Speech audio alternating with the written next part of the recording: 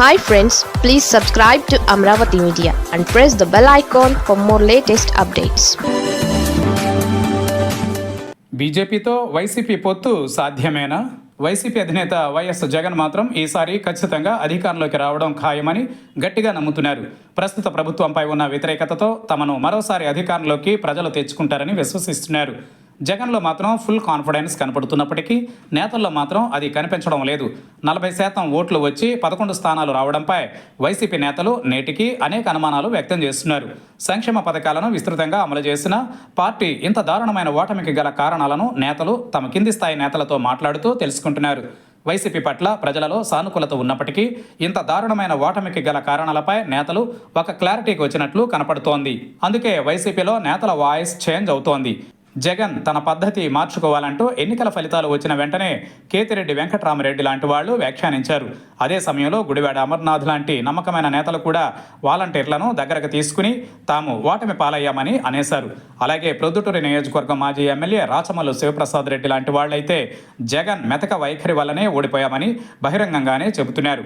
ఇలా ఎవరికి వాళ్ళు ఓటమికి గల కారణాలను ఏడాది కాలం నుంచి విశ్లేషించుకుంటూ వస్తున్నారు. జగన్ తీరు మార్చుకోవాలని కూడా కొందరు సూచిస్తున్నారు. అయితే బీజేపీతో పొత్తు పెట్టుకోకపోవడం వల్లనే ఓడిపోయామని బాధపడేవారు కూడా వైసీపీ నేతలలో ఎక్కువ మంది ఉన్నారు. బీజేపీ వల్లనే ఏపీలో కూటమి ఇన్ని సీట్లు గెలిచిందన్న నమ్మకంతో ఉన్న వైసీపీ నేతలు వచ్చే ఎన్నికల్లోనైనా బీజేపీతో పొత్తుకు జగన్ ప్రయత్నించాలని సలహాలు ఇస్తున్నారు. ఇటీవల కోవూరు మాజీ ఎమ్మెల్యే నల్లపురెడ్డి ప్రసన్న కుమార్ రెడ్డి కూడా ఇదే రకమైన వ్యాఖ్యలు చేశారు.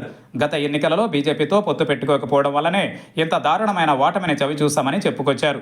వచ్చే ఎన్నికల్లోనైనా కమలంతో దోస్తీకి దిగాలంటూ తాను జగన్కు సూచిస్తానని కూడా నల్లపురెడ్డి అనడం చర్చకు మరింత దారితీసింది.